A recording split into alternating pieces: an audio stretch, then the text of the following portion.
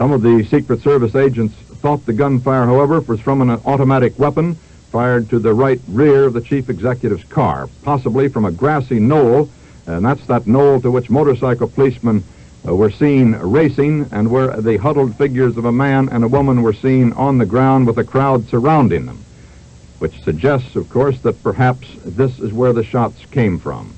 This we do not know as yet positively. Now, this is one of the overhead walkways and railroad trestles under which the presidential car had to go. At first, it was thought that the assassin's bullet might have been fired from one of those walkways or railroad trestles, but the current most popular theory is that the assassin's bullet was fired from the upper story of a building.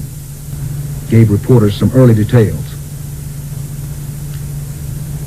These were long moments at Parkland Hospital as everyone waited for word on how is the president.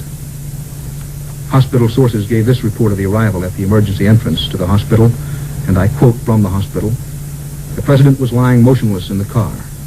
Mrs. Kennedy was leaning over him, holding him. Governor Connolly was leaning back in the seat, holding his stomach. Both men were covered with blood. Inside the emergency room, witnesses said the First Lady, splattered with blood, entered without a word. Mrs. Kennedy reportedly held up very well inside. She was heard only to say, 'Jack, Jack, no, no.' Even regular hospital attendants were barred admittance to the emergency room as a bevy of doctors worked frantically over President Kennedy."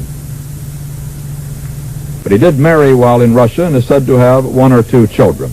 His wife is in this country with him and was taken to the police station this afternoon also.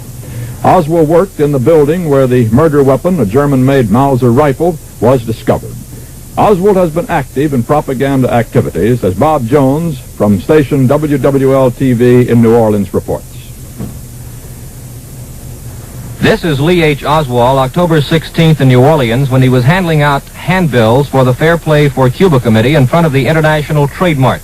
New Orleans police know Oswald well. On August 9th, he was arrested for disturbing the peace by creating a scene on the city's main Canal Street by also distributing these handbills.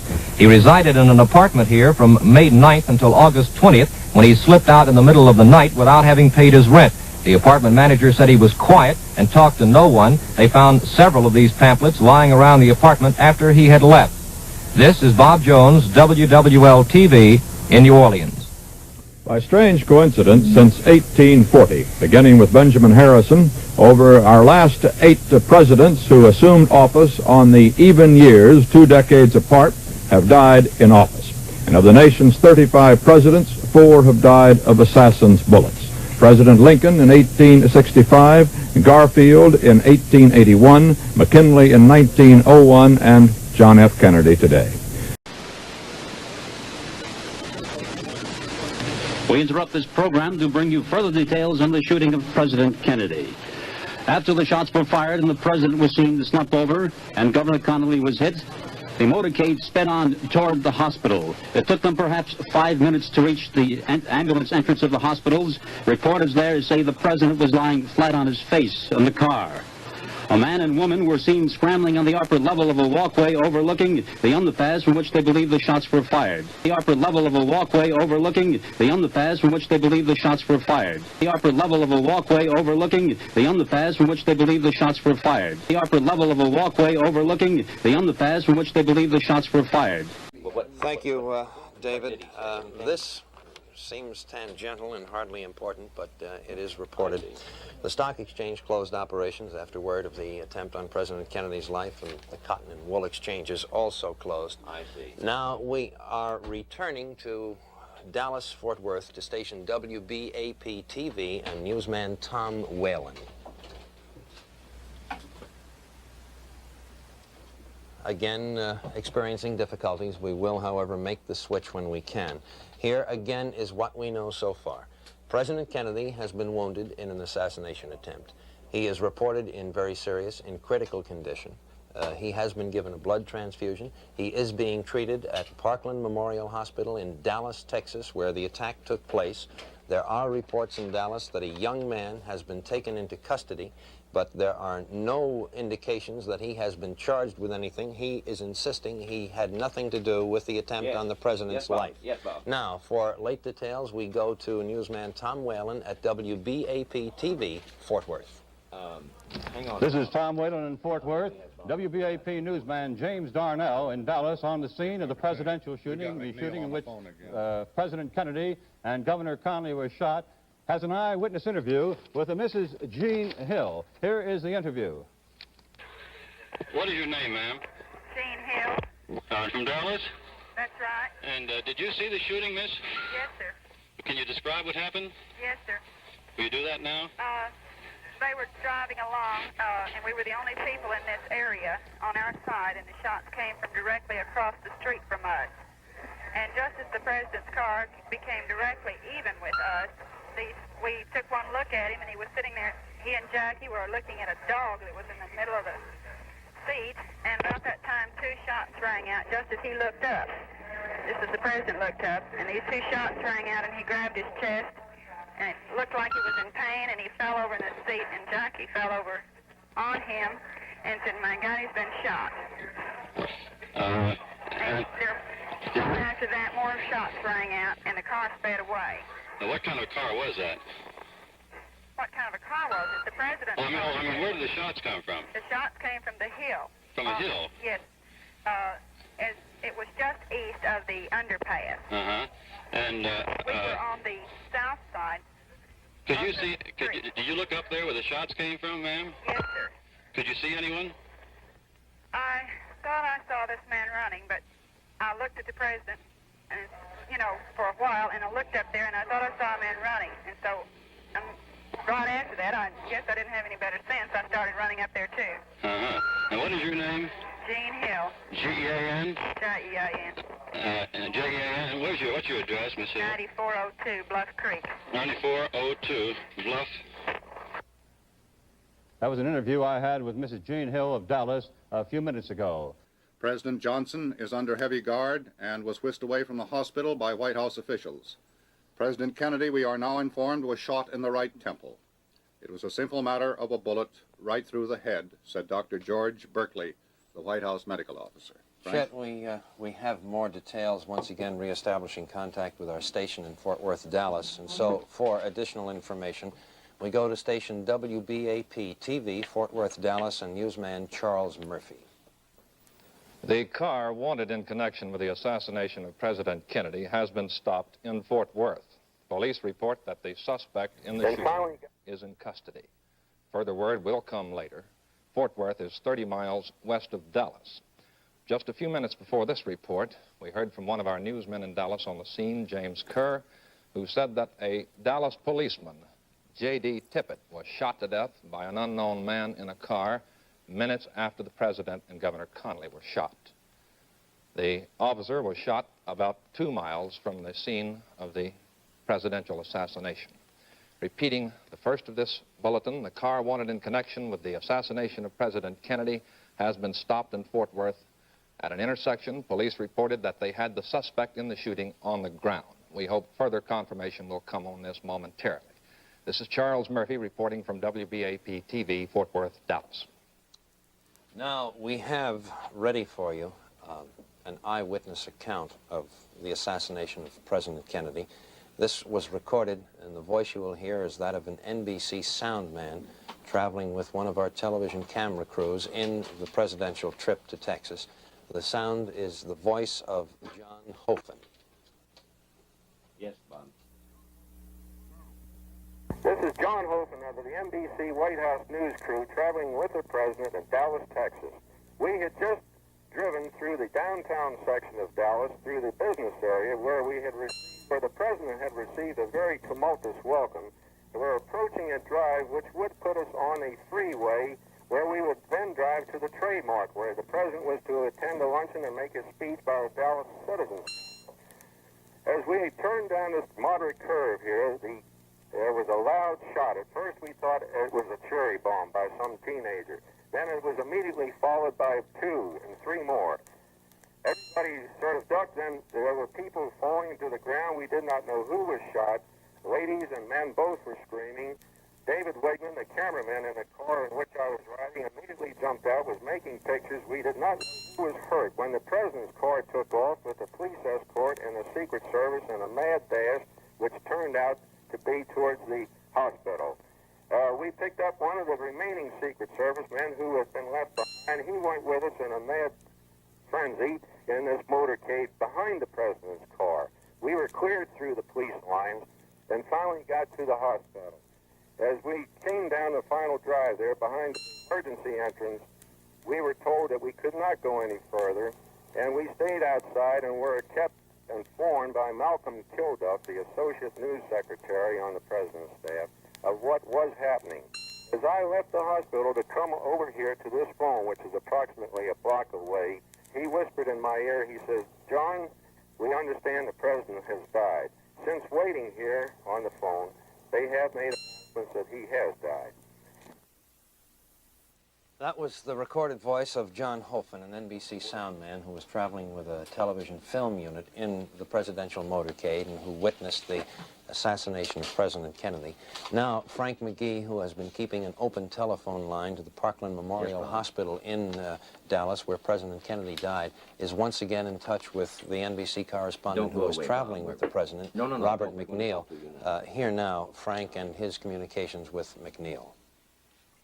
Yes, Bob, I understand that they're clearing the room, so would you give us a report on what you can see from there now?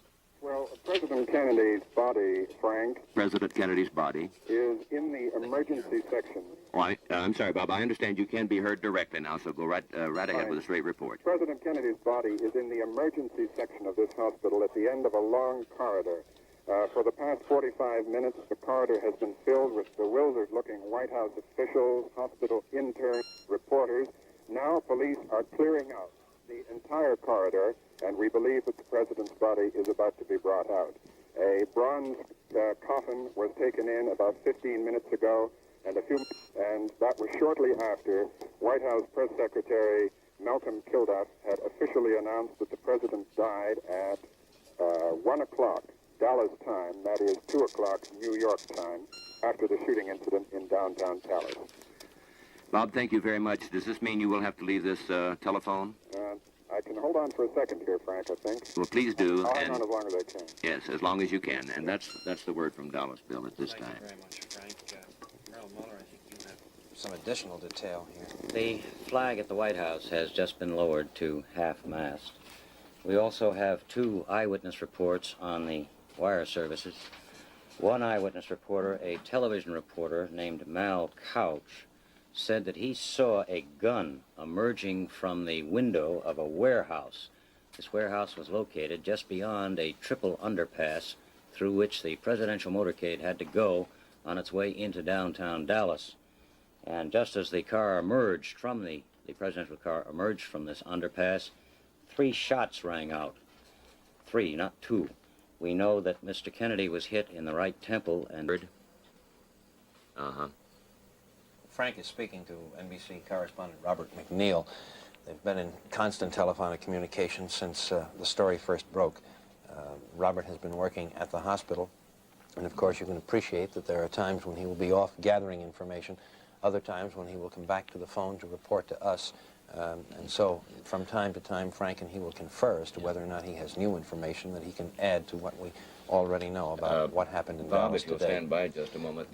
Bill, unless you have some late information. I have not, sir. No, go right ahead. Bob was just talking with me about the contrast and attitudes of the president's arrival and the mood that now prevails in Dallas, and I think this might be of some interest. So, Bob, if you will go ahead, I believe he can be heard on the air now. I think he can, yes, Frank. Yes, Bob, go ahead. How extraordinary the contrast was. When the President and Mrs. Kennedy arrived at the airport, there was a crowd of many hundreds, and Mrs. Kennedy, following the practice she's developed the last couple of days, took the initiative in going over to the fence, and she and the President walked all along the fence, shaking hands with both hands, and the crowd was really delirious with them. And this kind of reaction was something like the reaction that was encountered in the big crowds all the way through the town. Very friendly. I saw only one hostile sign all the way through the motorcade, which went about 10 miles. And then suddenly, in the middle of this bright sunshine, the friendly crowd, and nobody expecting anything, these three muffled shots were heard. And it couldn't have been a more startling, gruesome contrast to the very pleasant, sunny, friendly atmosphere that he'd received, despite all the warnings that things were going to be difficult for him here in Dallas. Why was that, Bob? Because of Adlai Stevenson's recent visit? Well, this had been the thing that made the police worry, and Dallas got such a bad name around the world after the attack on Stevenson that the authorities were determined that there would be no repetition of this. You remember the ambassador was, someone spat on him and someone hit him over the head with a poster. They mobilized a third of their entire city police force with extra paddy wagons around the corner and everything else, and put on a strong propaganda campaign in the newspapers and on the radio and TV stations to make sure that the name of Dallas was not dragged in the mud again by any unfavorable incident when the president came. And that is why it was such a contrast. What is the situation in the room where you are at the hospital now? Well, I'm in a little small waiting room where emergency patients wait to be taken into the operating rooms where they're treated. And there are a few policemen who are the only ones left in the long corridor leading to the room with double swinging doors, behind which we assume the president's body is being placed in the bronze coffin, which was taken in about half an hour ago, and from which we expect it to come out shortly. Bob, we have a still photograph here in the studio that has just moved, and it shows a man and a woman and what looks like two small children lying on the ground. I understand you saw these people. Yes, well, they were the first people I went to. I must have got there shortly before that picture was taken, when I jumped out of the press bus, and they, in common with many other people, were screaming and lying down in the grass to escape from the shooting. The minute the shooting sound started, the air was filled with the screams of women and children. A sort of very feminine wailing filled the air, and everybody lay down on the sidewalks, on the grass, on the edge of the parkway, and I assume that the picture you're talking about is that, because nobody else I know was, besides Kennedy and Governor Connolly. We lost a part of that. You say, as far as you know, no one else was. As far as I know, no one else was hit, other than President Kennedy and Governor Connolly. Now, Bob, again, about the area or the building from which the shot apparently was fired. Could you describe that for us and tell us about how far away it was from the car and how they would have been able to see the car from that distance? Yes, well, I'll describe the scene. There was, as you come out of the main street of downtown Dallas, which was packed with people, it leads into a parkway called the Triple Underpass. And that parkway, which is lined with trees and lawns, takes a bend. And behind some trees in the sort of service road is a brick building of about 8 stories, which is called the Texas School Book Depository. I see. So there were... According to witnesses, 2 of them who I talked to and the police talked to, say they saw a man with a gun one said the 2nd floor, another one said the 4th floor, a window of that building. Now, from either floor, Frank, he would be able to see over the low trees to about 100 yards away where the president's car was. An unobstructed view, Bob? I would think so. I was not able to go up to either of those windows, so I couldn't see for myself, but looking at it from the ground, it looked as though it would be. The president, therefore, must have had presented either a profile to the assailant, if he was, in fact, in those windows where the witnesses say, or his 3/4 back, because his car had actually passed the direct line from the window. You see, the way it went is the car would have approached the window head-on, then turned left and gone down a slight decline under the underpass. Just a moment, Frank. Yes, Bob. That seems to fit, Bill, with what he said. The word that we had here was the president was struck in the right temple. Yes, Bob. The body has just been carried out. Go ahead. Say again, Bob. The president's body has just been carried out of the hospital in the bronze casket, and it was accompanied by his military aide, Major General Clifton. And it has been placed in an ambulance. I understand it is being taken straight to the air base where he landed to be flown back to Washington. I see, Bob. The crowds have all been moved away from the door by the local police and the Secret Service. I can hear the motorcycle escort outside with the ambulance starting up. And the president's body with the police motorcycle escort, is now pulling away from the hospital. It is about 1.5 hours since he was shot. The president has been dead for about 1 hour and 7 minutes. Vice President Lyndon Johnson, who is now constitutionally the president, left immediately after the president's death was confirmed, and with a police escort went off to the airport, presumably to go straight to Washington to assume the constitutional responsibilities of the president. Bob, returning to your earlier narrative, you had just taken us to the point where the president's car had turned, and I was about to ask. Now, there were 3 cars behind him with Secret Service and several Texas congressmen, and then I was in the first press bus, the front of the first press bus, which came behind those. And just as we turned the corner, about 40 feet behind the president's car, I heard 3 shots. Now, Bob, was the president seated or standing at that time? The president was seated because there were very few people at that point. It was a thin crowd at that exact point. Most of the crowd had been concentrated a few hundred yards back. The president was seated, Mrs. Kennedy was seated, but when I heard shots, I saw people fall to the ground and was not looking for the moment at the president. The car immediately disappeared under the underpass and speeded up to go straight to the hospital. And I left the press bus and went to this building from which shots reportedly came. Mm-hmm. What sort of a building is it, Bob? Well, it is I told you the title. It's the Texas School Book Depository. It's a orangey brick building of about 8 floors, and it was showing an expanse to the street of maybe about 8 windows wide in the front. Well, Bob, from the point where they think the man with the gun might have been seen to where the president was actually felled, would it have been possible for him to have been struck by a bullet in the right temple?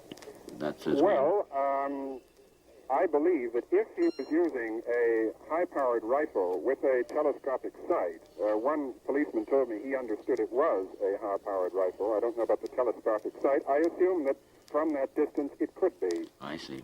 Could be. About how fast was the president's motorcade going at the time of the slowly. firing? It was about, by that time, having just gone around the corner, it was probably between 15 and 20 miles an hour. Mm-hmm. And Vice President Lyndon Johnson was how far behind? From the area where it happened, so we returned to station WBAP-TV in Fort Worth and newsman Tom Whalen. Here's an additional report on what you heard NBC correspondent Bob Abernathy describe a few minutes ago, the building in which the sniper had hidden. It's the Texas School Depository at the intersection of Elm and Houston Street in Dallas. Dallas Crime Laboratory Lieutenant J.C. Day went to the building a short time after the shooting took place, and he walked out with a British .303 rifle. The rifle has a telescopic sight. Now, the rifle was found on the 6th floor of the building near a corner window. Also, police searching that area found 3 empty .303 cartridge cases, also scraps of chicken, as if a person could have been there for some time. There were boxes of books, textbooks, and other school materials stacked up all around on 3 sides of a sniper's nest, as if he had been there for some time. There was a gun rest made of papers near the open window that commanded the site from which the sniper, by which the presidential motorcade passed when the president and Governor Connally was shot. It's the first overseas point we have called in to bring you a reaction to the assassination of President Kennedy, which took place in Dallas, Texas this afternoon. Frank McGee is in Bob, touch with Robert McNeil, let me interrupt White House you, correspondent who was telling traveling with the president at the time the assassination took place.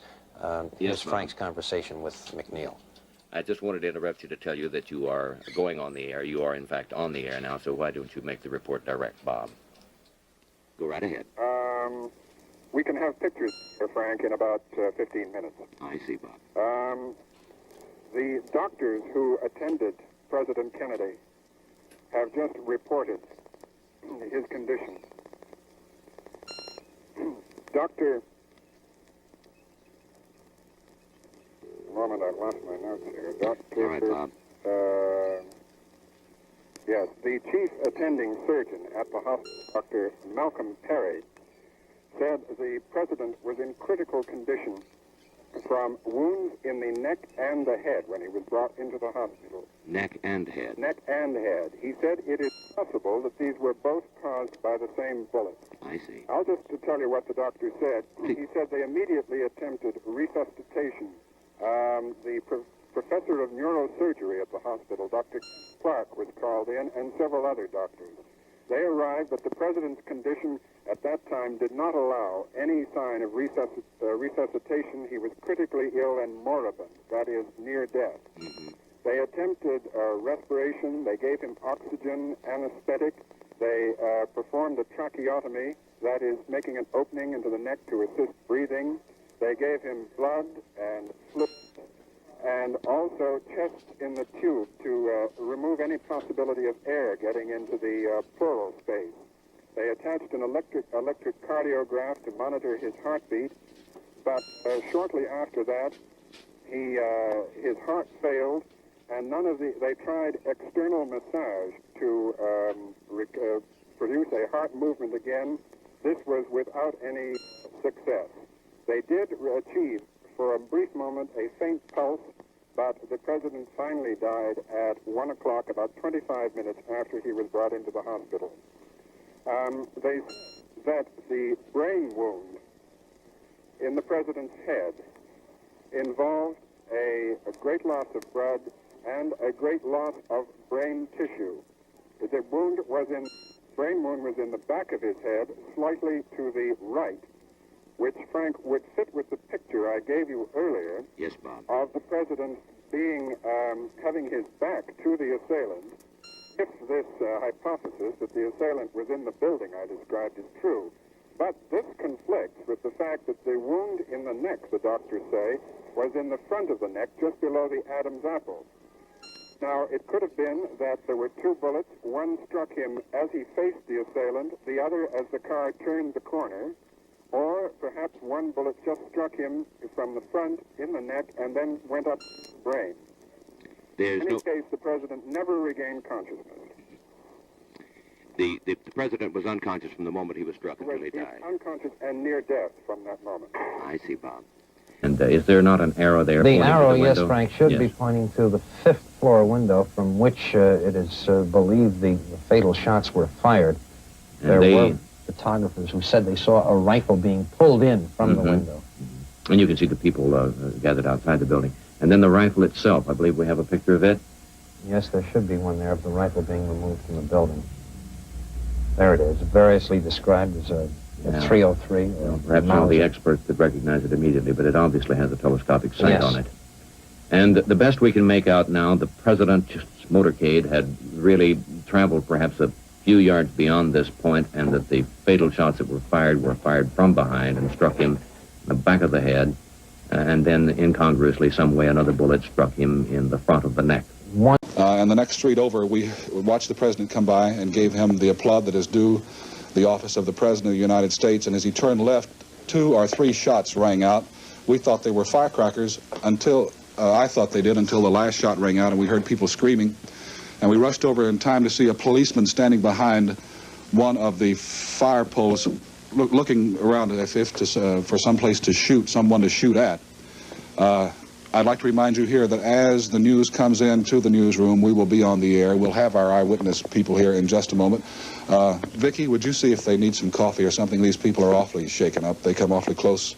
They were in the line of fire. Jer? I remember, Jay, you said, I thought it was, a firecracker or something like that, and then they followed one shot, and then a second or two later another shot, and then another second or two, and then the third shot, and you said the man's been shot at, and we both turned. No, I said, my God, that's gunshot. That's right. Oh. And then we turned right over, we were behind Mr. Dealey's statue, right, and we ran over to the cement wall, and we saw people beginning to scatter in places, and I believe our eyewitness was on the ground. Chair, would you do me a favor? Would you go check in the newsroom now, and as the men come in from the field, or if they have stories, please let me know, and also get someone to check with, we were supposed to take the feed from KRLD. They may still be doing a feed from there. Check it, let me know. And until our news crew gets back in, we will sort of use this studio as our headquarters. These people, and you will excuse me, I don't want to interrupt you. I'm so sorry, because I know that you are so upset, but I would like to talk to you for a minute. It's a little bit awkward, so the camera shots will have to fall as they may. I'm going to stand right here, and maybe somebody can give me a chair while we're doing this. May I have your name, please, sir? Bill Newman. And this is Mrs. Newman? Yes, sir. And this is? James Clayton. James, and this is? Billy. Billy, tell me what you saw and what you felt. What happened to you? We just come from left field after seeing the president and the first lady, and we were just in front of the triple underpass on Elm Street, and we were at the edge of the curve, getting ready to wave at the president. So you were down under the viaduct, so to speak, weren't you? We were halfway in between the triple underpass. We were at the curve when the incident happened. But the president's car was some 50 feet still yet. In front of you? In front of us, coming towards us, and we heard the first shot, and the president, I don't know who was hit first, but the president jumped up in his seat, and I thought it scared him. I thought it was a firecracker, because he looked, fear. And then as the car got directly in front of us, well, a gunshot apparently from behind us hit the president in the side of the temple. Do you think the first gunshot came from behind you, too? I think it came from the same location. Apparently back up on the mall. I don't know what you call it. For the benefit of nomenclature, all of you folks have gone out under the viaduct, and as you turn, going under the viaduct on the left-hand side, there's some grass. Do you think the shot came from up on top of the viaduct toward the president? Is that correct? Yes, sir. Not on the viaduct itself, but up on top of the hill, a little mound of ground there, the garden. How far away would you say that is from where the president was? A couple of 300 yards, something like that? Well, I have no idea, because I didn't see where the gunshot come from. We were looking directly at the president when he was hit, and he was more or less directly in front of us, and we didn't realize what happened until we seen the side of his head whenever the bullet hit him in the head. Did you see the blood coming from the president's head? Yes, sir. I don't know if my wife did. I seen that. Oh, yes, sir. It was awful. It is awful. That's all. What kind of work do you do, sir? I'm a construction worker, electrician. Is this the first time that you have seen a president of the United States? Did you see him when he was here before in 1961? No, sir. No, sir. You're a housewife. Yes, sir. Took the day off to come downtown and see the president? Yes, sir, we did. We wanted our children to see it. Were you in the line of fire? I remember vividly whenever I walked over and looked over the banister there and saw across the street that you were down on the ground so that to keep out of the line of fire. What was the first thought that struck your mind? Oh, I thought it was a firecracker, and I saw the blood, and I had the baby, and I just ran, and I got on top of him and laid on the grass. It just scared me. It was terrible. Did you see anyone else hit besides the... Governor Connolly was kind of turned to the side, and he grabbed his stomach. Okay. Thank you. Jerry, if anything else comes in, we had a report, and I'd like to say here, for the benefit of you folks who are tuning in, who have tuned in late to watch Julie Bonnell's show, that we interrupt the program, and our program will be interrupted all day because it is apparent now that President Kennedy has been shot. We have no word in our newsroom, but we are standing by in our newsroom, and would you work as a runner with the newsroom, and as anything comes in, and if you get into the boys that come in that have been gathering the news, please bring them in so that we can have them on the air. Here is another word.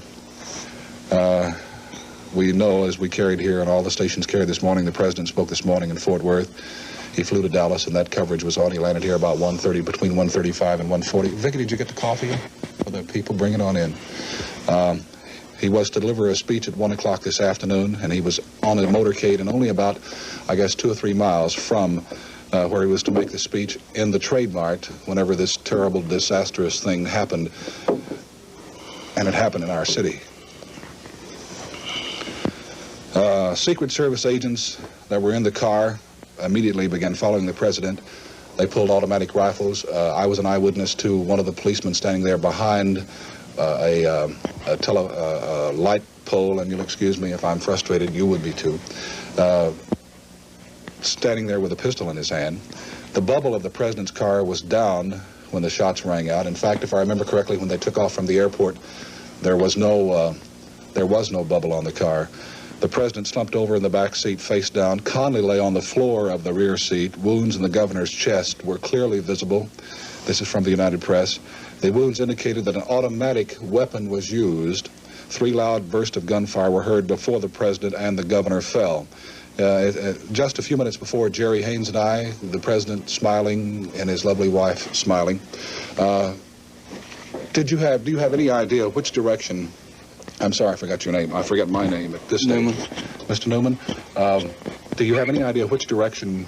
Would you like to go ahead? Go right ahead. I'm so sorry that you're so upset, and I hope we're not prevailing upon your good nature to have you here, except with the news like this. Mr. Newman, do you have any idea which direction the shots came from that hit the president or Conley? Did you say that one of the shots came from one direction and one from another, it seemed like? No, sir. Actually, I feel that they both come from directly behind where we were standing. Right behind you. The president, it looked like he was looking in that direction. I don't know whether he was hit first. Apparently he wasn't. It looked like he jumped up in his seat, and when he jumped up, well, he was shot directly in the head. And I don't know what you call it, the mall behind us, but apparently that's where he was.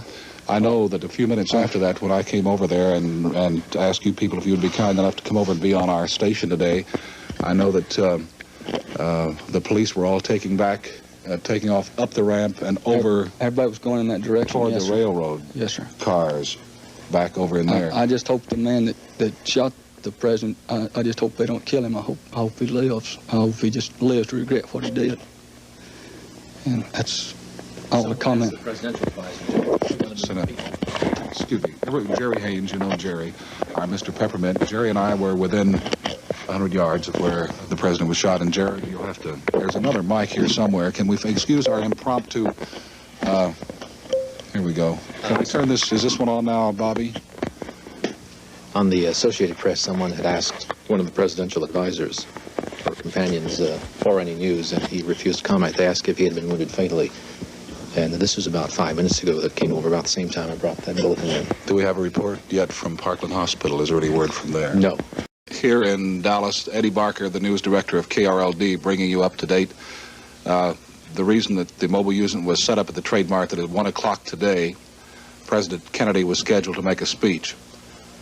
Now, on my right and on your left is a crude, and you'll excuse the artwork, with apologies to you, Sam, of where in Dallas the shooting took place today. Dallas is off to your left. This is Main Street. This is the county courthouse and the jailhouse in this block here. This is the triple underpass that we have referred to. This is where President Kennedy, Johnson, and as I understand it now, a Secret Service man was shot at about, Conley was shot at approximately 12:35 today. And from our eyewitness that you saw earlier, was shot from up in here. This is an overpass going over these streets. We call it our triple underpass because there's another one, was shot from here. Conley arrived last night in Fort Worth to a warm reception. It was raining up until about, in Dallas and in Fort Worth, up until about, I guess 9:30 or 10 o'clock this morning. And everybody was saying, well, the president brought the rain with him because those of you who have been in this area recently know how bad we have needed the rain. He made a speech this morning at 9 o'clock that was carried on television.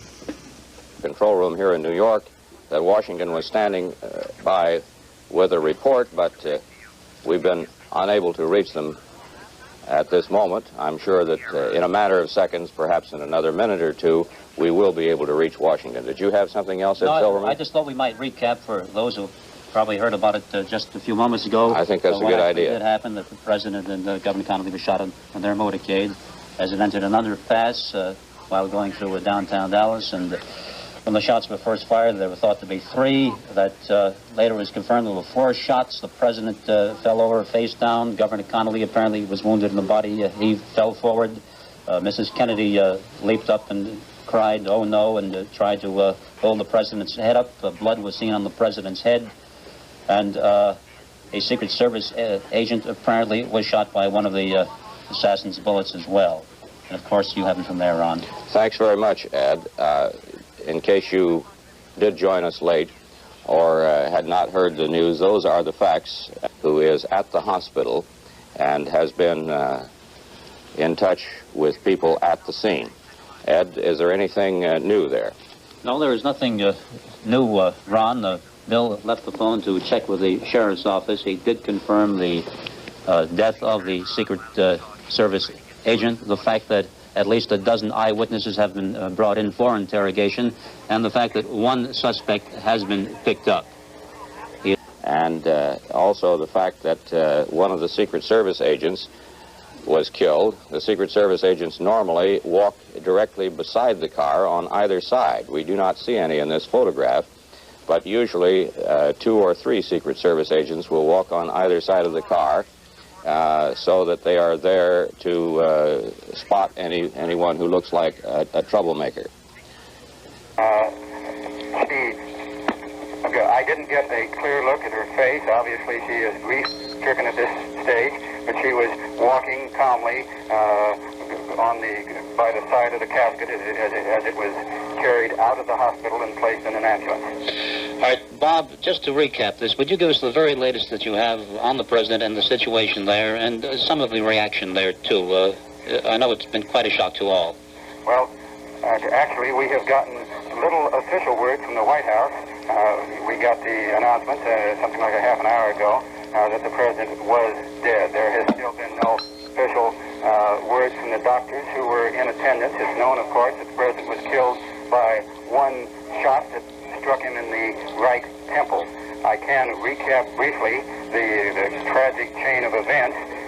The presidential motorcade had just swept through downtown Dallas. The crowds couldn't have been friendlier, couldn't have been more cordial or more enthusiastic. They were extremely large. There must have been at least 150,000, probably more than that, along the route of the motorcade from Love Airport in Dallas through downtown Dallas. We had just rounded a corner at the fringe of the business district when 3 shots suddenly rang out, but they sounded at this stage like an automobile backfiring. They were extremely loud. I was in a car as a poolman for the American Radio and Television Networks, was in a car just 3 cars behind the president.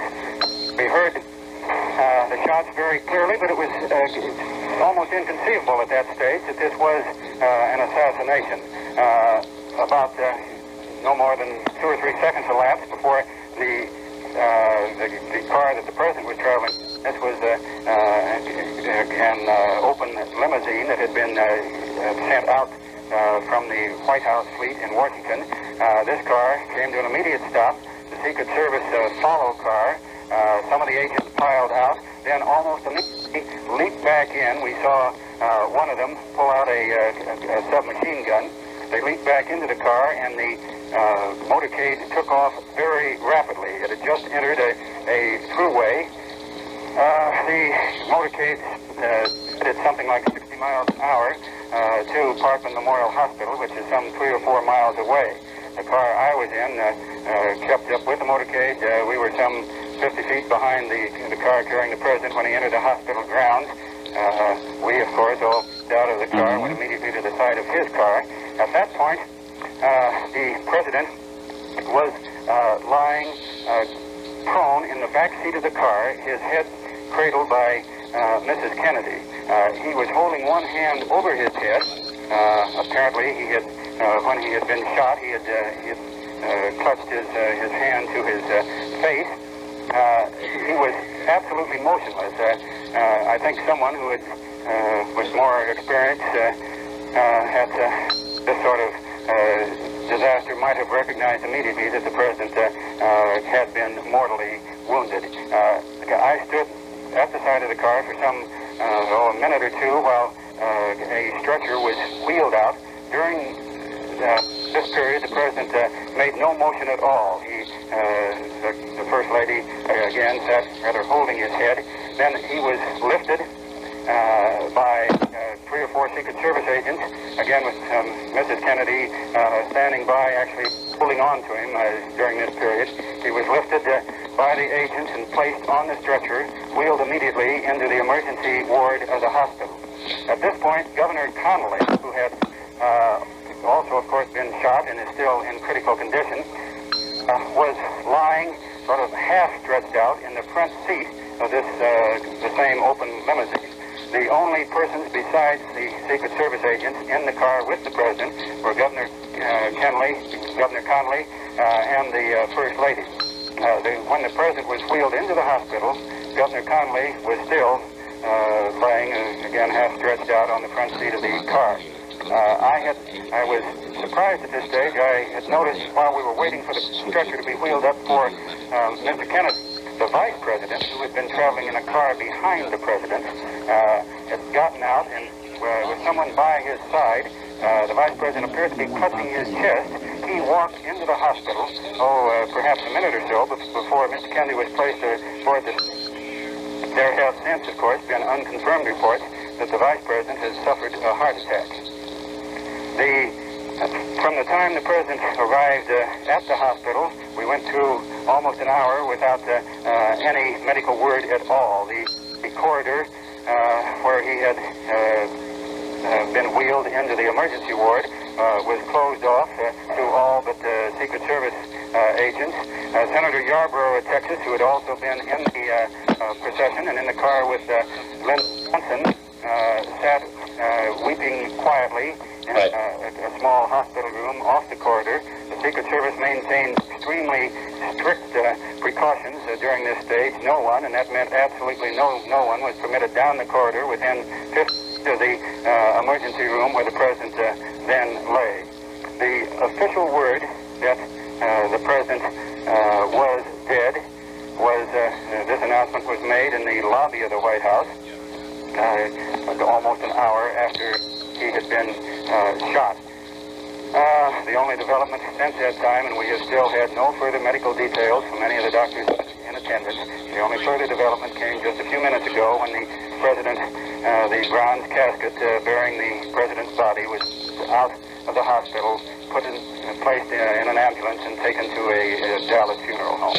All right, Bob, we're going to do something rather unorthodox, but the circumstances call for it. We want you to proceed to radio station, TV station, WFAA, and give us your reports from there. Call us on our number of Susquehanna 75000, extension 385. Those are your instructions, Bob. Thank you very much for the report. Until we have somebody else here at the hospital, or someone else getting development house, I would not do that at this stage. Okay, we'll abide by your decision then, Bob. You keep us posted. Anytime you have anything fresh, give us a call and we'll put you on. Okay, fine. Okay, fine. Thank you. That was Bob Clark and Del. TV you were just taking, huh? Next. You're on the air, Bob, so we hear you. Thank you very much, Bob. Okay, fine, thanks. And we'll hear from you later. That was Bob Clark in Dallas. Let's go now to Don Goddard. With me here in the studio is Jim Haggerty, who spent 8 years as press secretary of President Eisenhower, as you know, and who had a hand in the planning of many motorcades like this to prevent the very greatest dread of the thing that has happened today. Jim is now vice president of ABC. Jim, what precautions normally would be taken, and why did they break down in this case? Well, I don't think they broke down. There is always an advance Secret Service detail that goes to any city and works with the local police, the sheriff's office, the state police in protecting the line of route. But when a president of the United States or any official of our country is traveling in an open car, you cannot guard every single window. You cannot guard every single building. So you have to go for a show of force, an obvious show of police protection. In an open car or in any car that the president rides in, the driver is a Secret Service man and the man in the front seat is a Secret Service man.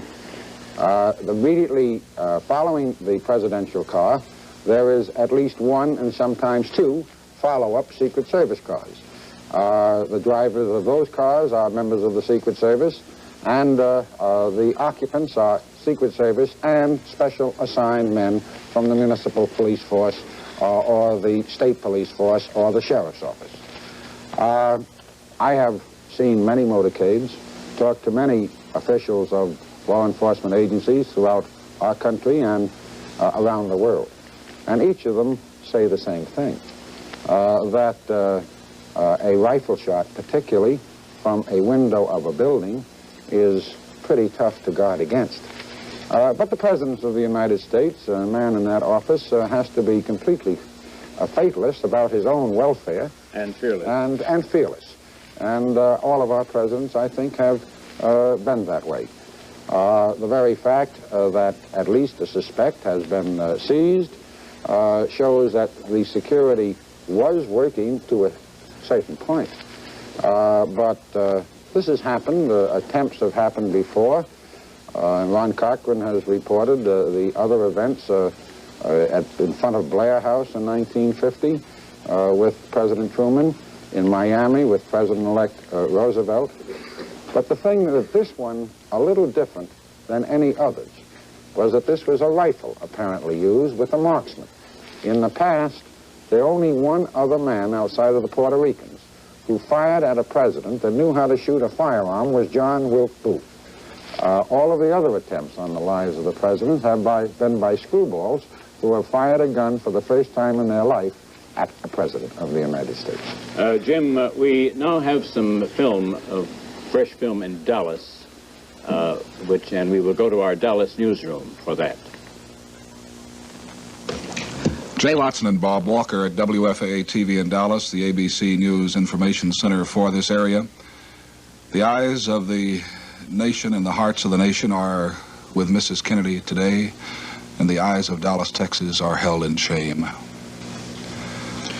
We have a film available that was, excuse me, Bob, go ahead. May report this bulletin that a Secret Service agent and a Dallas policeman were shot and killed here today. They were shot some distance from the area where President Kennedy was assassinated. No other information immediately available from there, except one more point here that this Secret Service Lieutenant Eric Kaminsky has said the assassin's weapon appears to have been a high-powered Army or Japanese rifle of .25 caliber. The entire building where the sniper was located was evacuated. If we could get a picture of our map here and show somewhere of the building, it's a Texas school book depository, which means exactly what it says. This is the car where the president was. This is what we call our triple underpass in Dallas. This is the grassy area and it was originally thought that the shots came from in here. And now it's believed that the shots came from this building here. The building we just saw in the picture, the book storage place. It's a 7.65 Mauser, German-made Army rifle, telescopic sight, and one shell left in the chamber. 3 spent shells have been found nearby, and apparently they're hooking this as the murder weapon. This is from one of those windows up in the top. Well, Don, as I said a little earlier, I think this, like the Puerto Rican attempt in front of Blair House in 1950, has to be a planned conspiracy. This is the first time in our history when a rifle has been used and fired at a president of the United States. From the photographs of the building, that carry must have been a couple of 100 yards. And whoever fired it must have been a man that could handle a rifle with a telescopic sight, and I understand they found the rifle and had a telescopic sight on it. All of the other attempts, both assassinations and attempts, outside of the Puerto Rican one, was done with a pistol. And with the exception of John Wilkes Booth, the assassins of a president fired a revolver at the president for the first time they ever fired a gun. So this must have been a very carefully planned, terrible tragedy and conspiracy. Again, talking about the security matters, in a large city it is impossible to guard every single window. In the years that I served with General Eisenhower, the only time I ever saw all windows guarded in a line of march was at Tehran, when President Eisenhower went to visit the Shah of Iran. And as you might remember, along about that time, his life had been publicly threatened by the members of the communist conspiracy throughout the world. And they turned out their whole army And every single window on that line of march in the city was guarded by either an army or a policeman. But that was the only time I've ever seen that. You felt pretty well covered that time. You felt very well covered. But in a city, it's impossible. In a city the size of Dallas or New York, you just can't guard every single window.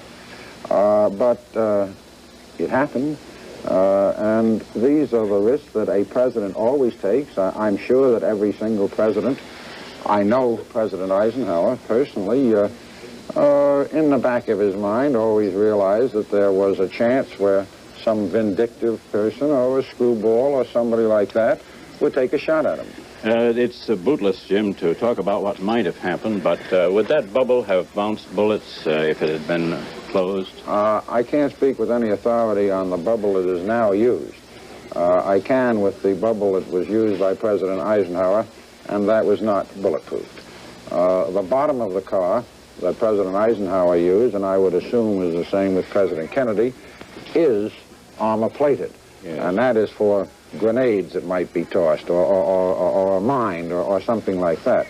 But the bubble on President Eisenhower's car was used to protect mainly from the elements, rain or drizzle, so that the people could still see him if it was raining or was drizzling. Well, this adds one to the case for conspiracy then, and the Dallas police are apparently trying to add another. They've arrested a 24-year-old man, Lee Oswald, in connection with the slaying of the Dallas policeman, and presumably the slaying also of the Secret Service man in another part of Dallas, which happened just shortly before the president. Well, I was interested also, Don, in the reports from Bob Clark that after the shooting happened, the president's car and the follow-up car immediately left in a hurry, left the scene. This, again, is in line with security measures.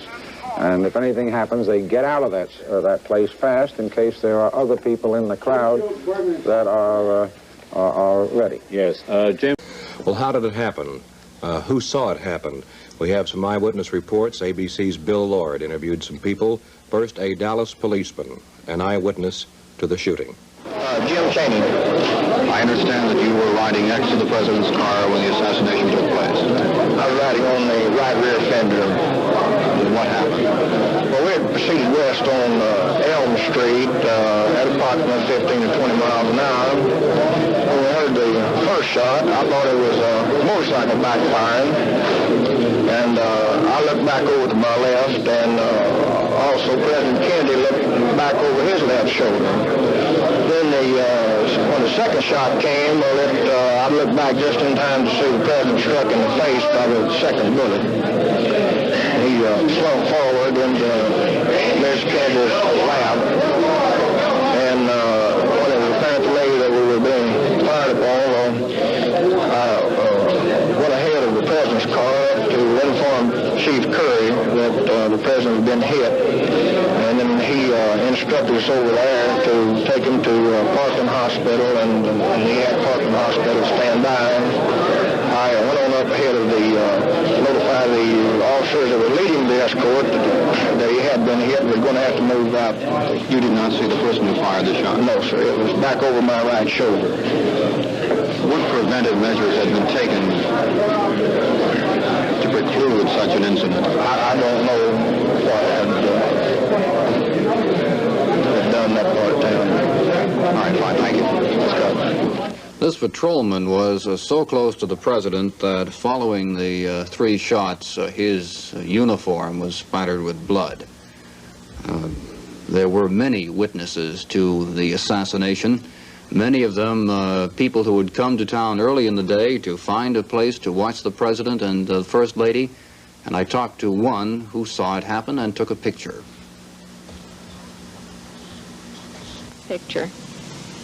And I took the picture. It so happened my picture, when I took it, was at the same instant that the president was hit. And that does show in my picture. What does the picture look like? It shows the president, he slumped. Jackie Kennedy was leaning towards him to see, I guess. it all happened so suddenly. I don't think anyone realized, what had happened. Did you realize what had happened when you heard the shots? No, I didn't. There was, 3 or 4 real close together. And it was, must have been the first one that shot him, because that was the time I took the picture. And during that time, after I took the picture, and the shots were still being fired, I decided I'd better get on the ground. Did people lie down on the ground? I just know about myself and the ones right close to me. And, well, really, I just know about myself. You did lie down? I did. I was no more than 15 foot from the car and in line of fire, evidently.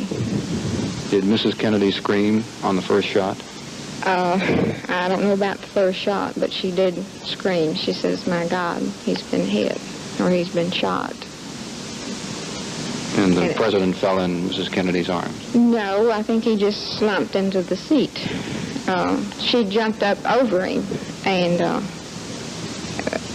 during the time when she jumped up, of course, the car sped away real fast. Now, the picture you took, I understand the FBI has it now. Yes, that's right. Thank you very much. In addition, there were some 8mm color motion pictures taken at the time, and these also are in the hands of the FBI and the Secret Service. Mrs. John F. Kennedy left the hospital at approximately the same time the coffin carrying the body of her husband left. The coffin went to a private air installation at Dallas's Love Field. It either has left or will leave Dallas Love Field in a matter of minutes. We are told that the gunshot wound, the fatal wound inflicted on the President of the United States, entered at the base of the throat and came out at the base of the neck on the back side.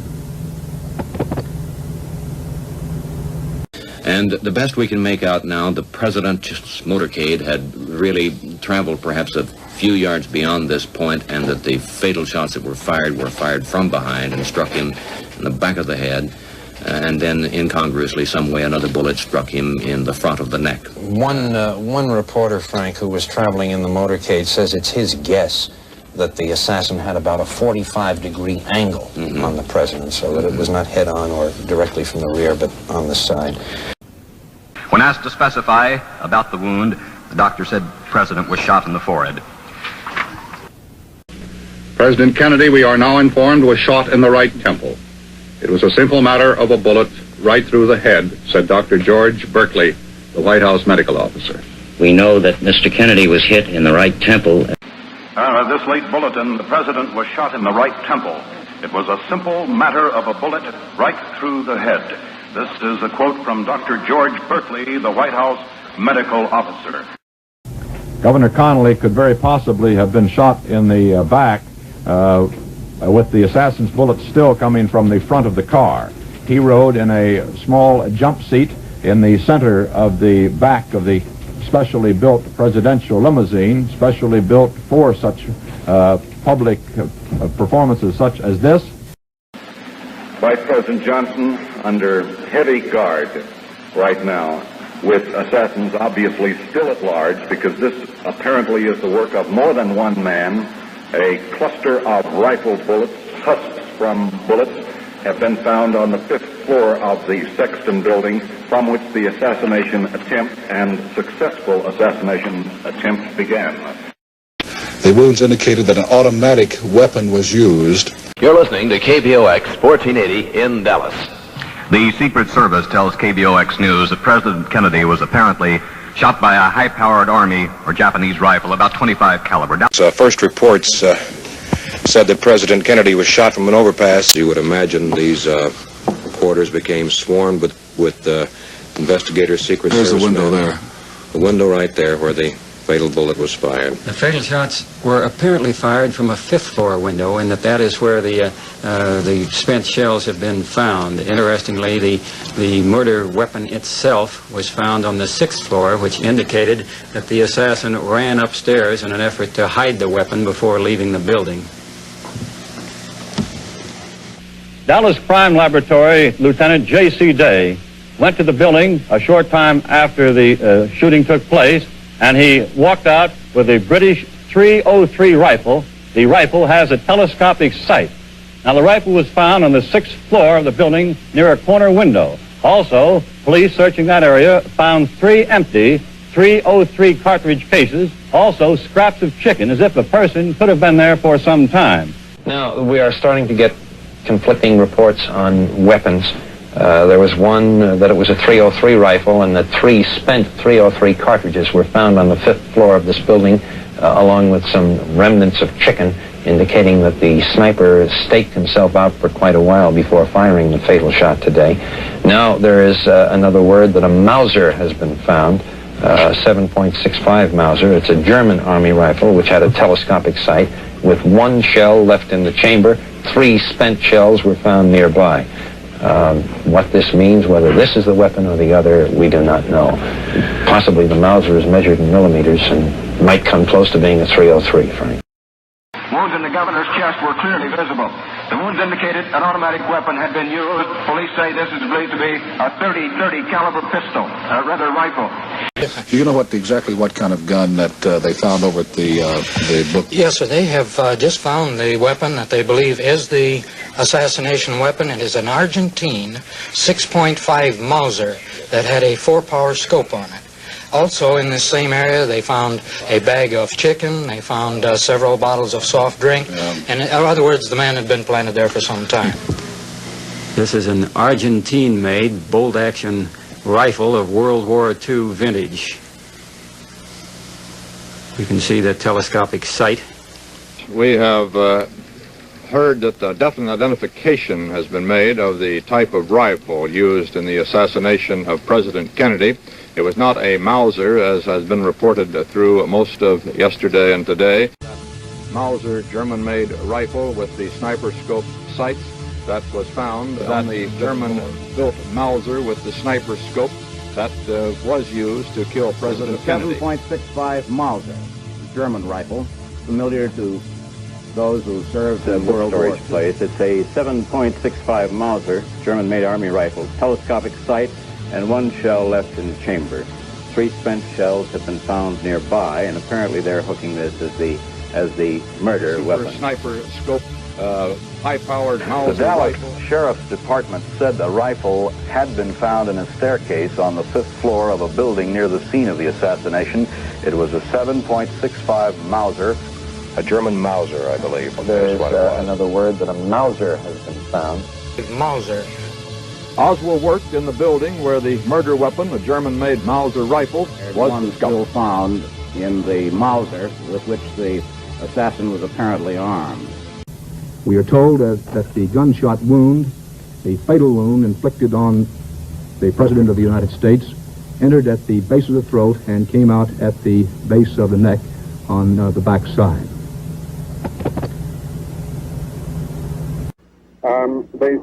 That the brain wound in the president's head involved a great loss of blood and a great loss of brain tissue.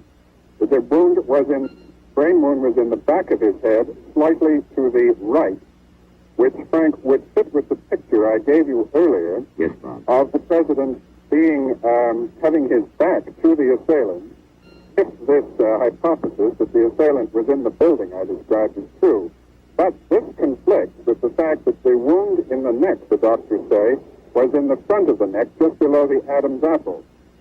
Now, it could have been that there were 2 bullets. One struck him as he faced the assailant, the other as the car turned the corner, or perhaps 1 bullet just struck him from the front in the neck and then went up his brain.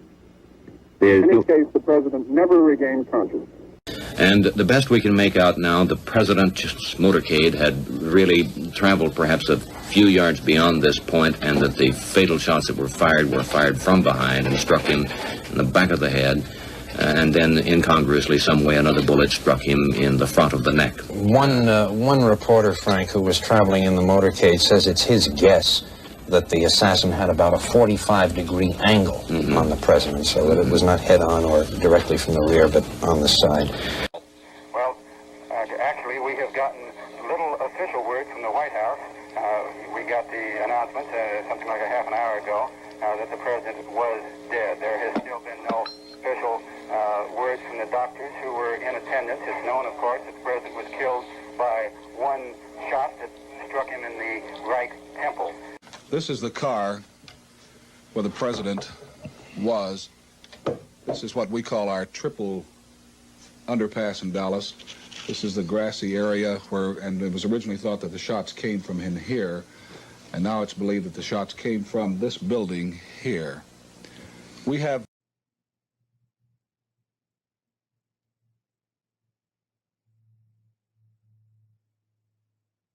Such is the nature of the American system for the presidential succession that shortly after President Kennedy's death was announced, Vice President Johnson was sworn in an impromptu ceremony in the executive cabin of the presidential plane, the very plane that had carried President Kennedy to Dallas this morning. The new chief executive took the oath of office at 2:39 p.m. Central Time, that's Dallas time, 3:39 p.m. Eastern Time, and for the first time in history, the oath was administered by a woman, U.S. District Judge Sarah T. Hughes. Johnson was sworn in on the Air Force Number 1, the presidential plane, and he then flew on to Washington. He's now en route, airborne to Washington, to take up the duties of Chief Executive of the United States, duties which cannot wait upon sorrow or tragedy. Mrs. Kennedy and Mrs. Johnson were both present at the swearing-in of President Johnson. So were several congressmen, White House staff members who accompanied the presidential trip. Johnson asked as many of the White House people who were there as possible to crowd into the plane to witness the ceremony. Judge Hughes wept as she administered the traditional presidential oath to President Johnson. And then the plane took off immediately for Washington with Mrs. Johnson, Mrs. Kennedy, and some White House aides aboard. President Kennedy's body is following on another plane. Vice President Johnson. The trend of the clearing, whether it is clearing or not, yes. Doctor, did you know the president is dead? We didn't mention the president to Governor Connolly. No. He is out of surgery at the present time and resting in his room, is that correct? No. They are now taking care of the compound fracture of the right radius. As soon as that is finished, he will be taken to the recovery room where he will be carefully watched until he has regained all of his vital signs. Now, his vital signs are good now, but we like to observe them for a period of time. This is a routine measure until blood pressure is stable, respirations are satisfactory, and until the governor is fully recovered from the anesthesia. In other words, he's fully conscious, responding rationally to questions.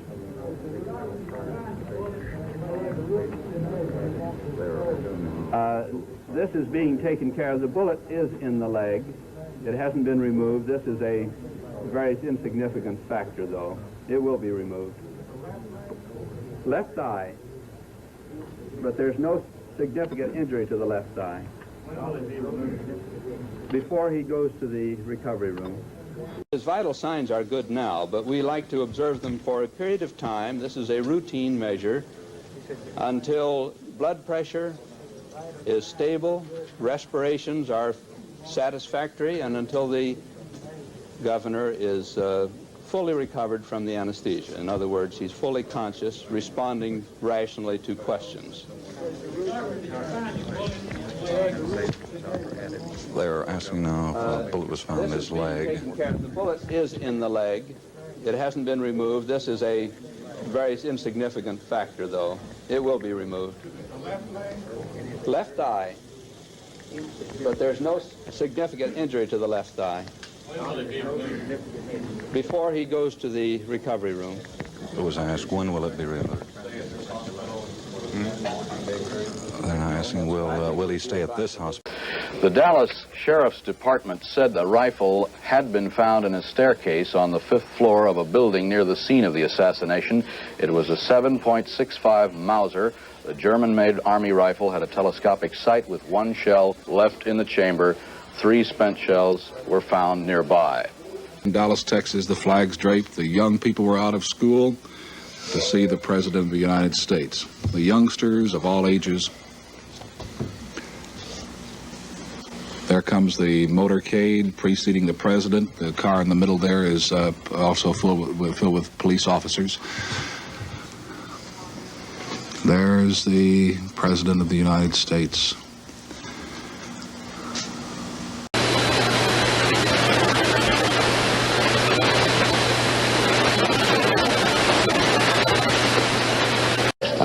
For firing the shot. It's most unusual, incidentally, that such a thing could happen because of the unusually tight security measures that are ordinarily taken by the Secret Service who guard the President.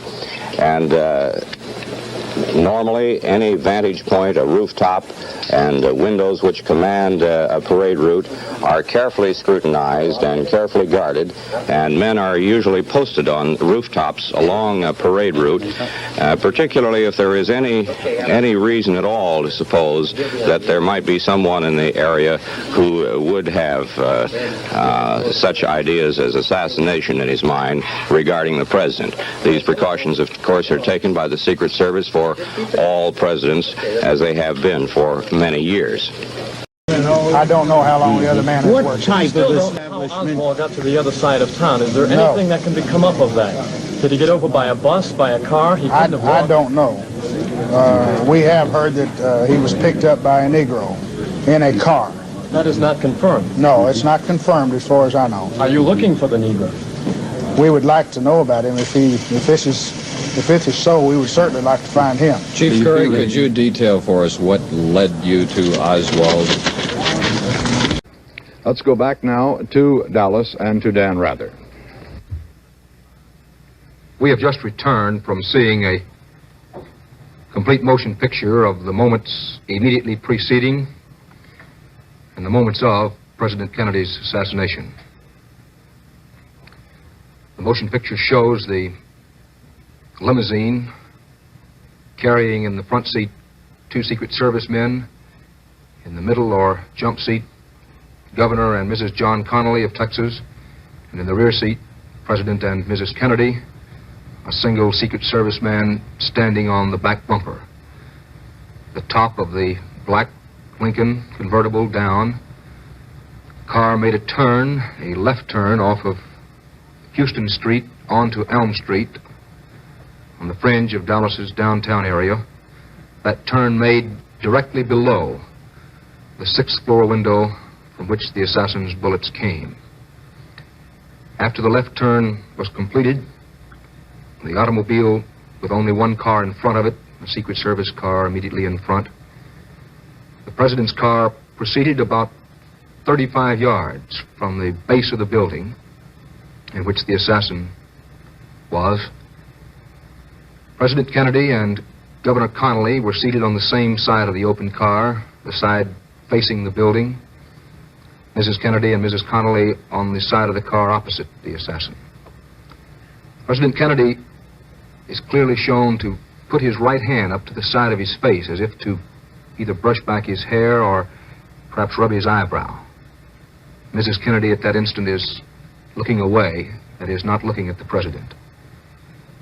At almost that instant, when the President has his hand up to this side of his face,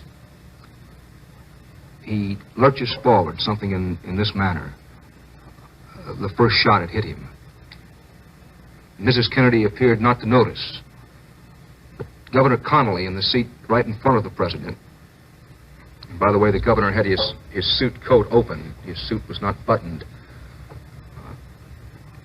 Perhaps he either heard the shot or somehow he knew that something was wrong, because the picture shows just after that first shot hit the President, the governor turned in something in this manner with his right arm outstretched back toward the President, as if to say what's wrong or what happened, or to say something, and exposed the entire white front shirt of the governor to the full view of the assassin's window. And as the governor was in this position, and President Kennedy behind him was slumped slightly over, a shot clearly hit the front of Governor Connolly, and the governor fell back over toward his wife. Mrs. Connolly immediately put herself over her husband in a protective position, and as she did so, in the back seat, this time with Mrs. Kennedy's eyes apparently right on her husband, the second shot, the third shot in all, the second shot hit the president's head. His head went forward in a violent motion, pushing it down like this. Mrs. Kennedy was on her feet immediately. The president fell over in this direction. It appeared that his head probably brushed or hit against Mrs. Kennedy's legs. The First Lady almost immediately tried to crawl on, and did crawl on to the trunk of the car, face down. Her whole body almost was on that trunk in something of an all-fours position. She appeared to be either trying to desperately to get the attention of the Secret Service man on the back bumper, or perhaps she was stretching out toward him to grab him, try to get him in, or perhaps even trying to get herself out of the car. The car was moving all the time. The car never stopped. The Secret Service man on the back bumper leaned way over and put his hands on Mrs. Kennedy's shoulders. She appeared to be in some danger of falling or rolling off that trunk lid.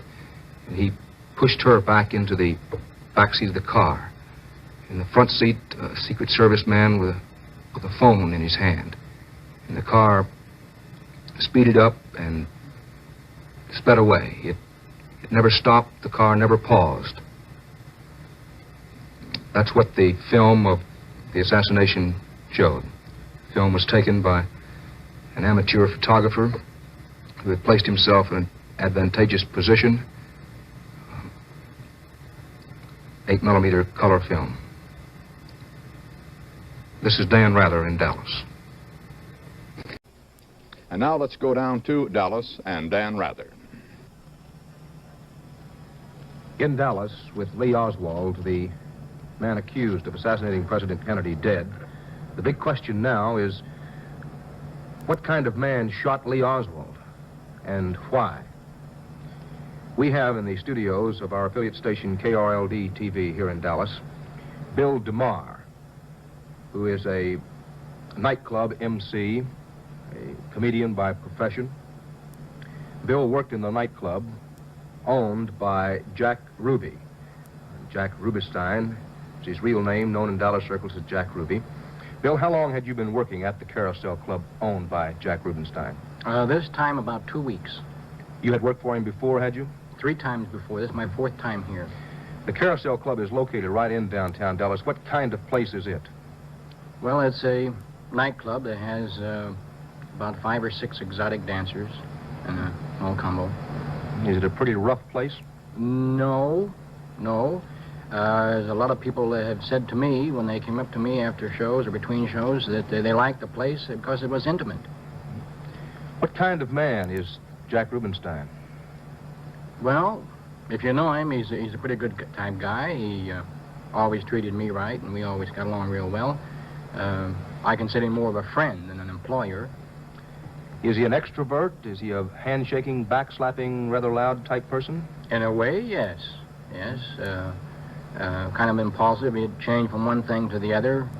On times, do things, out of the clear blue. You say rather impulsive? At times. Could you give us an example of what you would consider some impulsive action? No, his mind is always working, always going, and he'd be possibly talking to you about one thing, and then all of a sudden he'd take off on something else. Is he married? No, he never has been, to my knowledge. It seems that he mentioned to me before, he's never married, doesn't drink, doesn't smoke. There have been some reports that he came to Dallas from Chicago. Do you know anything about that? No, I don't. Does he have a police record of which you're aware? Not that I know of. Did it surprise you when you heard this morning that he possibly fired the shots which wound up killing Lee Oswald? Definitely. I was very shocked and very saddened that Jack would even be involved. But I don't know, the fact that he had closed the club so definitely like he did, putting up a sign saying closed and taking the pictures out of the front of the club, and not calling me, notifying me that he had closed. He had somebody else call, but I never got the message. Now, when was this? He called when to tell you the club was closed? He didn't call me. I see. He had somebody else call me. When was this? Friday. When I'd heard about the news of the president, I reluctantly got ready to go to work because I hadn't got the message that he had closed. They'd failed to deliver the message to me, and so I got ready to go to work and got down there and saw the sign on the front saying closed. I drove around the other two clubs. They were closed, but they had no notice. Does he own two more clubs in town? No, the other two burlesque clubs that are near there. I see. Do you know anything about Jack Rubenstein's political philosophies? No, he never spoke about anything when we go for breakfast afterwards or anything. The only thing he talked about was business. Did you ever hear him say anything about President Kennedy? Never. Do you know Lee Oswald? Have you ever seen him? To my knowledge, if I recollect correctly, I saw him in the audience last week. Lee Oswald in the audience at Yes. the club, at the Carousel Yes. Club, which is owned by Jack Rubenstein? Yes. That would have been about how many days ago? 8, 9. Do you remember the specific instance? What happened with Oswald in the club? Was he simply in the audience? No, I was doing a memory routine, and I use about 20 people in the audience and have them call out an object.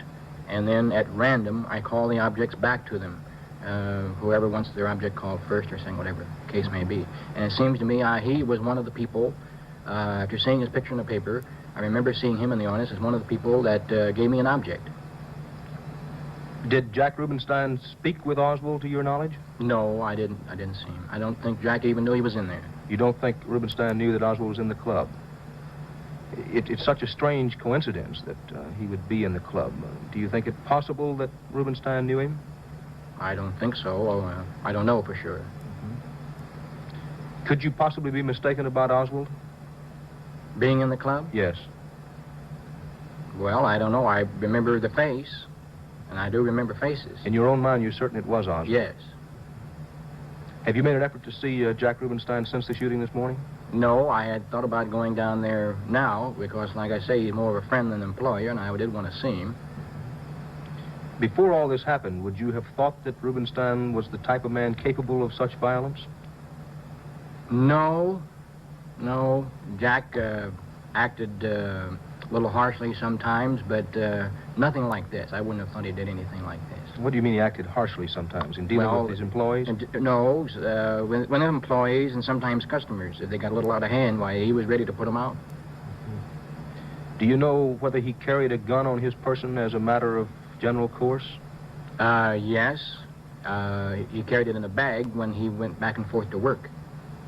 What kind? Have you seen this pistol? Yes, I saw it once a little over a year ago, last time I was here. What kind of pistol was it then? A little sharp nose. It's a very small little pistol. He only carried it when he went back and forth to work, though. I never saw him carry it on him, anything like that. Just in the bag as protection because he was carrying the money.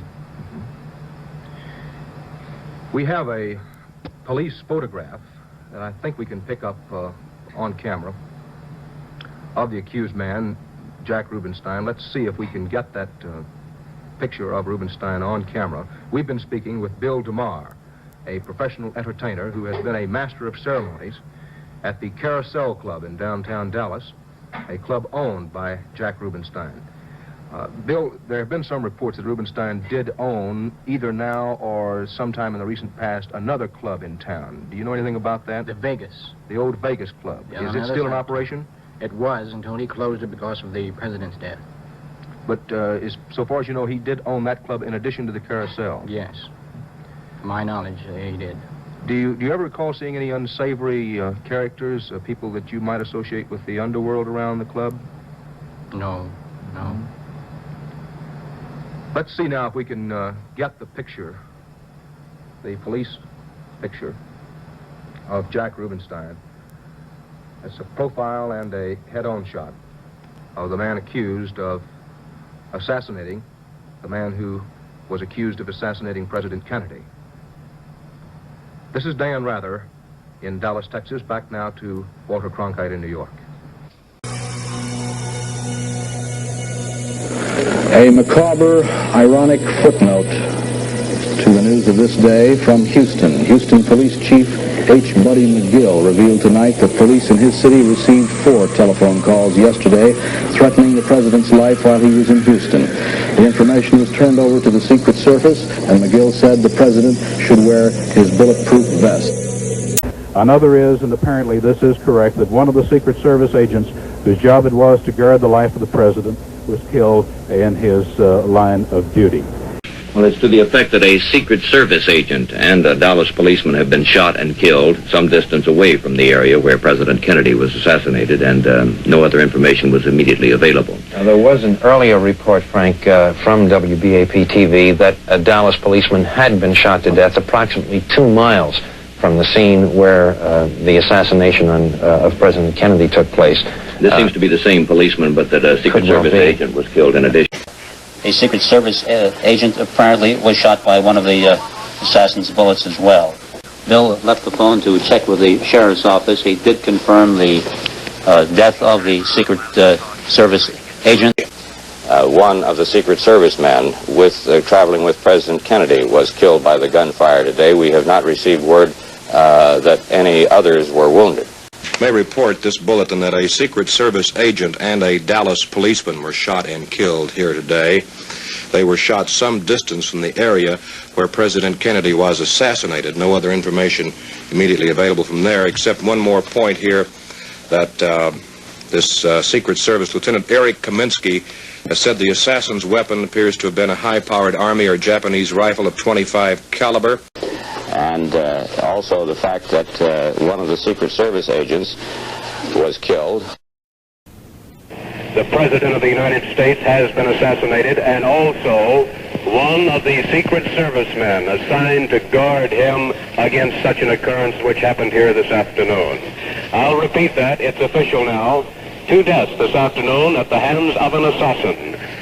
Dallas police have recovered a foreign-made rifle believed to be a .30-30, and the young man is now being questioned by law authorities.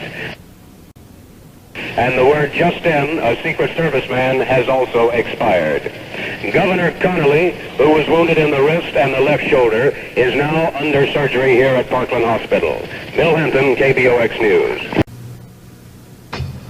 This is Bill Hampton in the KBOX newsroom. This bulletin just in, a Secret Service agent and a Dallas policeman were shot and killed today.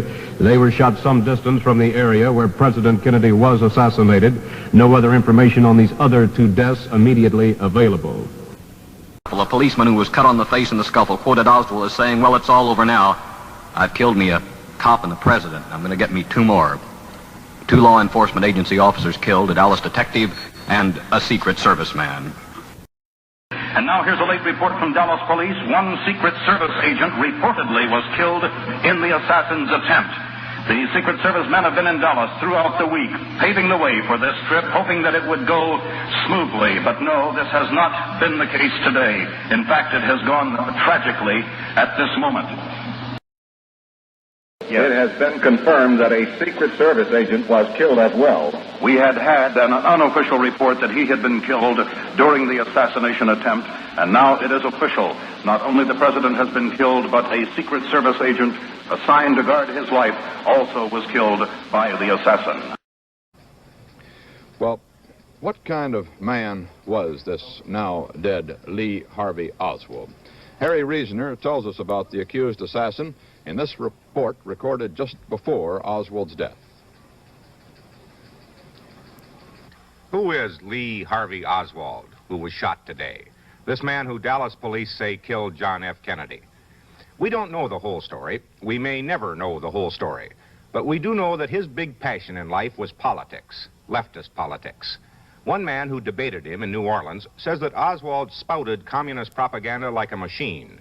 When the subject changed, Oswald was less sure of himself. He faltered. He groped for words. Physically, a fairly ordinary man, a firm jaw, regular features, straight black hair. He was born in New Orleans in 1939. His father died just before he was born. He was the youngest of 3 children. The Oswald family moved several times in the next few years, first to Fort Worth, Texas, then to New York, and in 1953 back to New Orleans. They lived first on this block on French Street, a neighborhood of neat little houses on a broad street. An aunt lived nearby. Oswald was enrolled at Beauregard Junior High School, and his records there indicate that he was a poor student, making his best grades in art courses and civics. Just before he graduated from junior high, the family moved to Exchange Place in the old French quarter of New Orleans. This is a short, run-down street. He and his mother occupied a small apartment over a pool hall. The rest of the street is dotted with bars, a barber shop, a novelty store. At about the same time, Oswald filled out a personal history sheet in school. He said he had 2 brothers, but he listed no names. He said he was a Lutheran, but he listed no church where he attended. He said he planned to enter the military service or to become a draftsman. He liked reading and outdoor sports, especially football. One question asked if he had any personal friends. He said no. Oswald was only enrolled in Easton High School for about a month when the family moved back to Fort Worth, Texas. But several girls, now married women, who attended junior high school with him, remember him. He was just very, very quiet and kept to himself. He was in my homeroom, but I don't remember much about him because he wasn't very personable. He didn't seem to get along with everybody, talk a lot. Benny, he did best in civics and art while he was at Beauregard, and we a lot of times associate an artist with a nonconformist, a person who doesn't dress or act like other people. Did this kind of fit the description of Lee Oswald? Yes, it did. He was kind of like, well, he was like an oddball. He just didn't mix with the other kids in school. Do any of you ever remember him having any difficulties in class with any of his teachers? Did he seem to get along with all of his teachers, or was he a belligerent person in class? Did he argue with teachers? No, he more or less kind of wanted to do things for him. Don't you think he was that type of... What I remember, I mean, he was a good student and wasn't a troublemaker. He seemed more like a bookworm. Yeah. Well, he mentioned also in his history record that he liked to read a lot. Did he carry a lot of books? Did you ever notice him carrying a lot of books, more books than other students, for example? No, just his usual books to take to class. There have been a couple of people in the city who knew Lee Oswald after he grew up, when he came back to New Orleans, and they said that they almost immediately knew that it was Lee Oswald who had assassinated the president. I realize that at 14 years old, it's probably a little early to form an opinion, but did the Lee Oswald that attended Beauregard Junior High seem to be the type of person who would commit such an act? No, but like they say, that's the ones you have to watch, the quiet ones, and you don't know what they're going to do. He didn't seem like it then. I can never remember him just laughing or smiling. He always just sort of smirked, like a tight-lipped. By all accounts, Oswald was a loner. He himself said he had no close friends. The girls didn't remember anyone who was particularly close to him. But there was one young student, Edward Vobel, who went out of his way to befriend Oswald, and he tells about it. Would you tell us your first encounter, as you can recall? This has been, about 8? It was about 8 years ago. 8 years ago. Tell us about it. Well, he came in Beauregard's mid-semester, and he had a fight with a couple of boys, and that's how I first saw him. And after the next day, someone had punched him in the mouth that Oswald didn't know, I didn't know, and I don't think the boy even knew him. I think these boys that he had a fight with him put this other guy up to punch him in the mouth to get back at him, because Oswald did beat the other boys. And Oswald was laying down on the ground, and I ran up to him, and I think a couple other boys did too, and we brought him back into school. and washed his mouth off and put some cold compresses on his mouth. And this is more or less the start of a friendship between you and Oswald at that time? Well, that's when we first met, was when this happened. And what type of boy was he at 15? I understand this was about the age of that year. Well, he didn't seem to mix too well with the rest of the boys or the girls, anyone there at the school. He didn't seem to have any friends, or he didn't seem to be really interested in anything. He didn't participate in any extracurricular activities. He was just a loner, it seemed like. I'll tell you, one reason I'm concerned about the age of 15, this reportedly is when Oswald first became interested or came in contact with the Marxist theory. Now, did he at any time during your relationship with him, did he mention anything about his readings of leftist or Marxist literature? No, he didn't mention anything at all about any politics or socialism, communism, Marxism, or anything, and I don't believe that's true. I don't believe he had any really basic ideas on Marxism or anything at 15 years old. I think that came later, somewhere along the line, because he never mentioned anything like that to me at all. Now, in talking earlier, before this interview, you mentioned you had been to his house. Could you tell us a little about his home life? Well, he, when I knew him, he lived in Exchange Alley. I think it was 126 Exchange Place or Alley. It was a small apartment, and it lived above the pool rooms, and in that area there's nothing but pool rooms and bar rooms, and it's sort of almost a skid row. It's a very bad neighborhood. Well, this was before or after his father died? Oh, his father, from what I understand, died when he was very young, and this was after. I think he had moved to Texas, and after his father had died, his mother had brought him to Texas. Then he came back here again, and this was his second time in New Orleans. And he sort of, as I understand it, sort of blamed the world for his problems. Isn't that what you mentioned earlier? Well, it seemed that way to me after. At the time, I didn't have any basic opinions why he was a little different than most of us. It didn't enter my mind at all. I sort of liked him because he wasn't exactly the general run-of-the-mill that I had known at school. He was a little above them. He seemed to be, at least, even though he came from a poor family, let's say, and he wasn't exactly a ruffian. He just had a little something about him that was just a little different from the average ruffian that I'd known at that school. Oswald returned to New Orleans in May of this year. In the interim, he had served in the Marine Corps with a bad record. He had also gone to Russia, where he announced that he was going to become a Russian citizen, but he then changed his mind and returned to this country with a Russian wife. He, his wife, and their small child rented an apartment on Magazine Street in New Orleans. And Oswald apparently devoted a good deal of time to the New Orleans chapter of the Fair Play for Cuba Committee, a pro-Castro organization of which he was local chairman.